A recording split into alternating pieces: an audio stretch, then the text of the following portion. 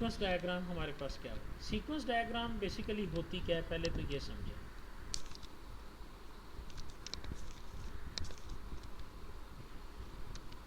ये भी आपको सॉफ्टवेयर इंजीनियरिंग में मिलेगा कि ये तमाम डायग्राम्स की डेफिनेशन, उन डायग्राम्स में इस्तेमाल होने वाले सिंबल्स और उन सिंबल्स के नाम ये याद होने चाहिए। वो पूछेगा ये किस चीज़ का सिंबल है, ये रिलेशनशिप का सिंबल है। वो पूछेगा ये सिंबल किस चीज़ का है, ये एंटिटी का सिंबल है। वो पूछे, हाँ जी, नहीं डाउनलोड करनी है, वैसे डाउनलोड करके सॉफ्ट कॉपी में ये डायग्राम्स के बारे में पढ़ना है। हाँ जी, वो पूछेगा कि ये क्या है, तो हम कहेंगे एट्रीब्यूट है। तो वो कहेगा एट्रीब्यूट में प्राइमरी की कौन सा है, तो हम कहेंगे ये जिसको हमने अंडरलाइन किया हुआ। ठीक है, तब की बात बोल रहा हूँ। उन्होंने डायग्राम्स और इनके बारे में ही आपसे पूछना है।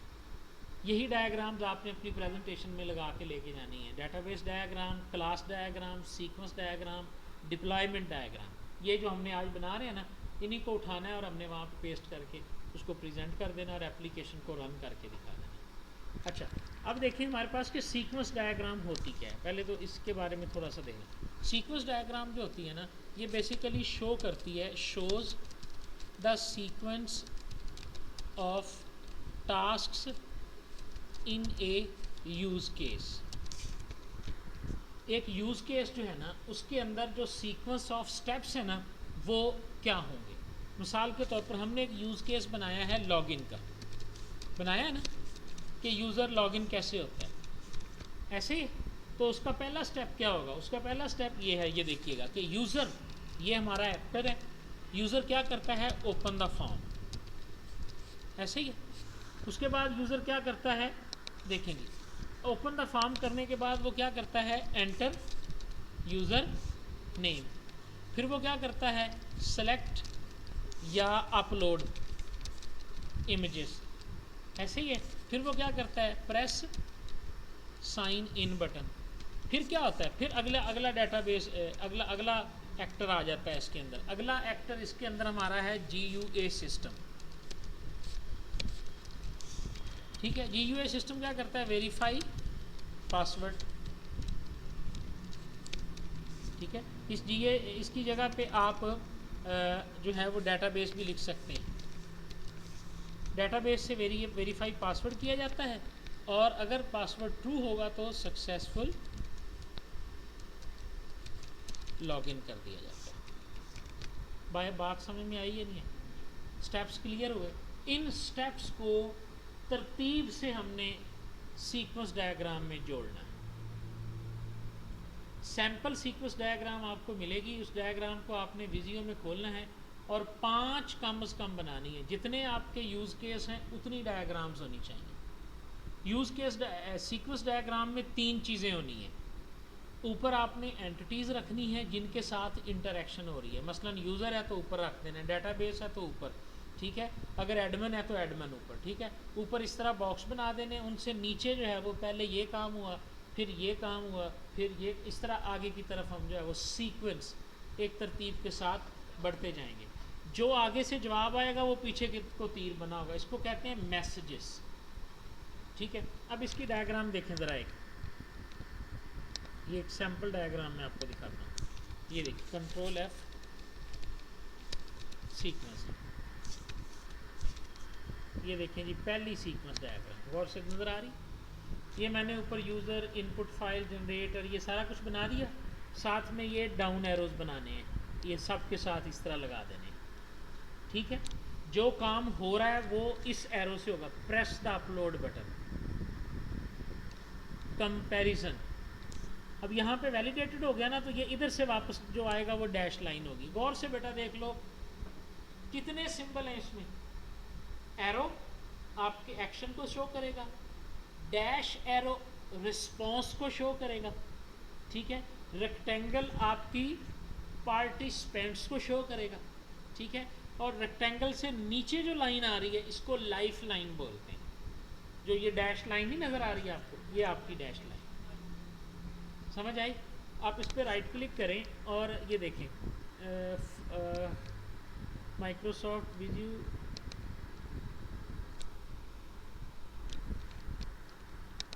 पर डबल क्लिक करें,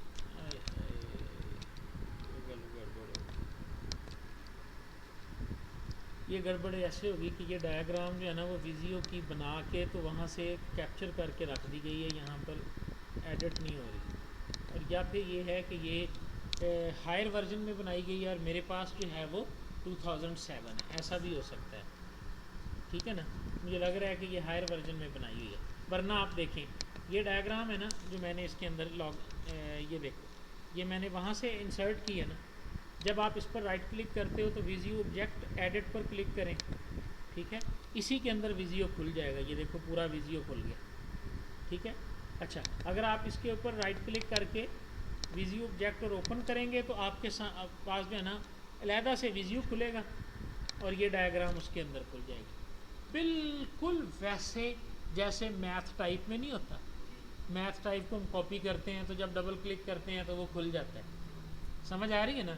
तो उस डायग्राम के ना खुलने की पॉसिबल वजह ये हो सकती है कि वो डायग्राम जो है वो लेट यानी 2010 में या 12 में बनी हुई है, वरना जैसे ही मैंने इस पर डबल क्लिक करना था इसने भी जाके ये देखे ना, make sure application is properly installed, कि आपके पास वो एप्लीकेशन है भी या नहीं है।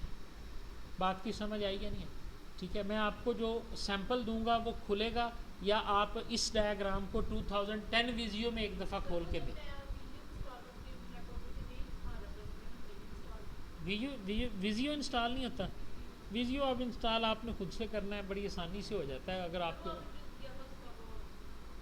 हो जाता है, इसमें कोई ऐसा मसला तो कोई नहीं। अच्छा, इस बात की समझ आ गई बेटे। अब इसको हम इधर से ड्रॉ करके देखते हैं। फॉर एग्जांपल हम इसमें से जो है ना वो सीक्वेंस डायग्राम बनाते हैं। ये मेरी सीक्वेंस डायग्राम है, फाइल न्यू, ये देखिए ये सीक्वेंस डायग्राम है। मैं लॉगिन की सीक्वेंस डायग्राम बना के दिखाता हूँ आपको। अच्छा, हमारे पास ऑब्जेक्ट है जी पहला ये वाला, ठीक है, इसको हम कहते हैं ये हमारा यूज़र ऑब्जेक्ट है या एडमिन है, ठीक है। ओके जी, एडमिन जो है वो एक मैसेज पास करता है, ये देखिए, ठीक है। इसके ऊपर डबल क्लिक करें, खुद ब खुद लिखा हुआ आ जाएगा। एडमिन क्या करता है, एंटर एडमिन नेम, लो जी ये एडमिन नेम हो गया, ठीक है। अब ये किस चीज़ को हासिल कर रहा है, इसके सामने क्या खुला हुआ है, ठीक है, इसको हम नाम दे देते हैं लॉगिन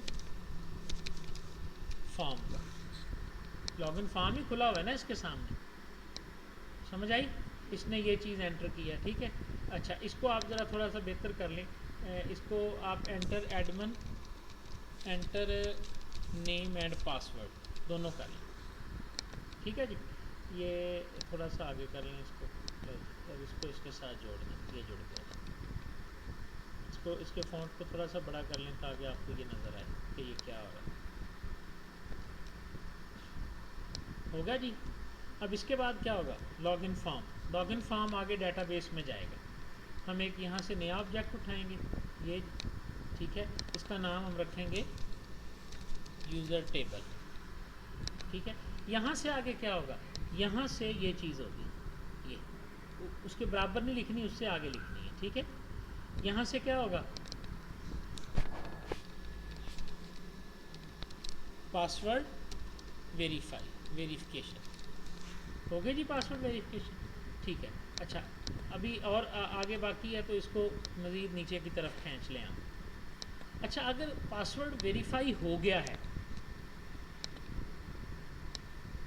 ठीक है, तो यहाँ से एक मैसेज वापस आएगा ना, तो वो मैसेज यहाँ से ये बनेगा, ये देखिए रिटर्न मैसेज, और ये किसको मिलेगा, एडमिन को। ये एडमिन का नाम यहाँ पर नहीं लिखा गया ना, एडमिन।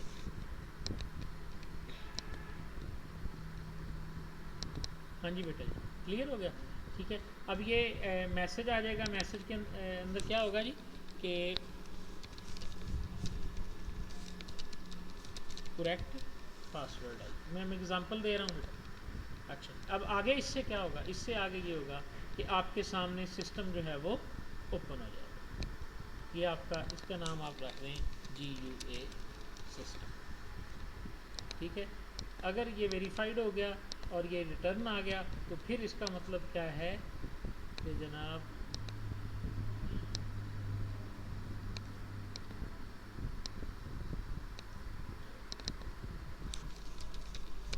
लॉग।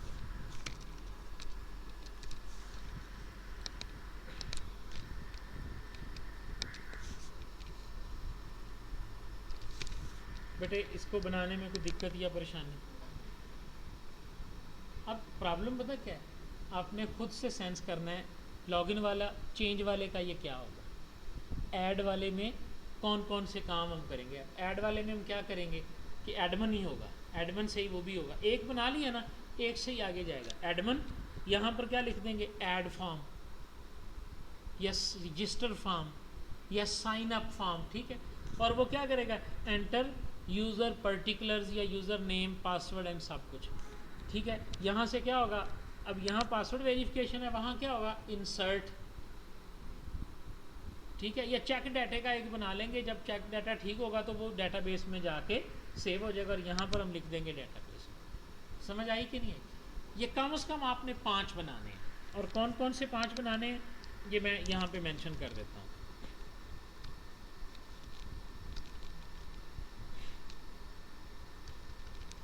आपने ये जो बनाने हैं, नंबर 1 तो लॉगिन के लिए जो मैंने बना दिया, इसको आप नाम चेंज कर सकते हो, साइन इन, लॉग इन।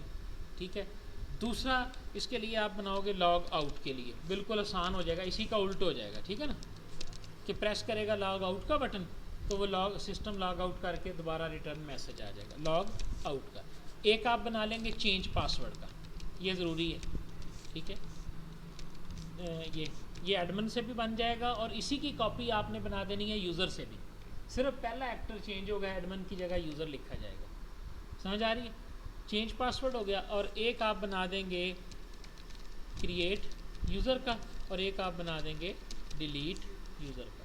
ठीक है, लो जी, ये सिंपल 5 आप सीक्वेंस डायग्राम इसके अंदर बना देंगे। जो लॉगिन का हमने बनाया है वो अब आपको मैं यहाँ कॉपी करके दिखाता हूँ कि हम इसको करते हैं 100। ठीक है, इस सारे को मैंने ये देखें सेलेक्ट किया, कंट्रोल C किया, और यहाँ ला के मैंने इसको पेस्ट कर दिया। ये हमारी डायग्राम बन गई ना। इसका नाम मैंने सेव रखा, लॉगिन सीक्वेंस।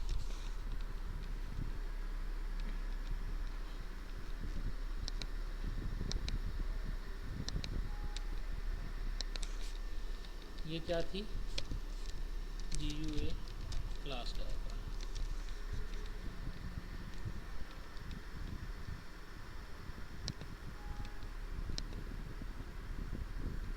ये आपका खुला हुआ है, इस पर राइट क्लिक करें, प्रीव्यू ऑब्जेक्ट ओपन करें, और ये आपको वहाँ पर ओपन करके दिखा देगा।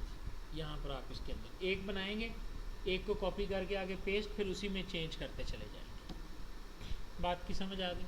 इसमें जो चीज़ें वो पूछेगा, वो ये पूछेगा ये क्या है, ऑब्जेक्ट है, ये क्या है, मैसेज है, ये क्या है, ये रिटर्न है, ये क्या है, ये कॉल फंक्शन है। बस ये पूछना है उसको। ठीक है, सिंक्रोनस मैसेज क्या होते हैं और एसिंक्रोनस मैसेज क्या होते हैं, ये हम थ्योरी में पढ़ेंगे कि सिंक्रोनस मैसेज कौन सा होता है और एसिंक्रोनस कौन सा होता है। क्लियर हो गया जी? ये सारी की सारी आपकी